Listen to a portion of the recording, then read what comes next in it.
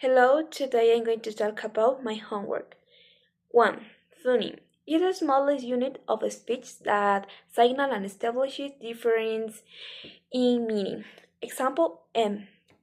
Vowel is a speech sound produced by human beings when their words flow out through the mouth cavity. Example I. 3. Consonant. It's any speech sound made by partly or completely stopping the flow of air as it goes through the mouth or nasal cavity. For example, 4. Homophones are two words that have the same pronunciation but different meanings and spellings. For example, two.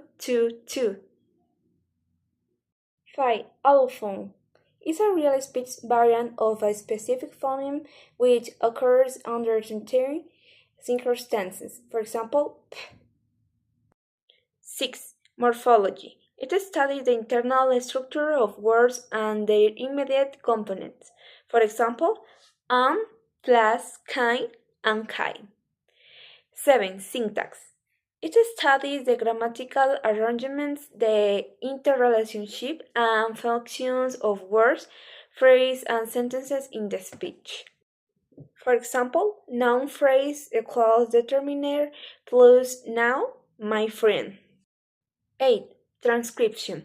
It is a system of notation that represents utterance or partial utterance of a language pronounced by people in general. For example, cat. 9. Diphthong. When vowels occur in combination, a diphthong starts in one position, nucleus, and moves to other position, decli, or vice versa. For example, a in day. 10. Fricatives. It occurs when the active articulator blocks partially the R string while passing the vocal tract but gets close enough that the airflow through the opening becomes turbulent. For example, S. 11. Affricates can be seen a sequence of a stop and a fricative which have the same or similar place of articulation. For example, sh. 12.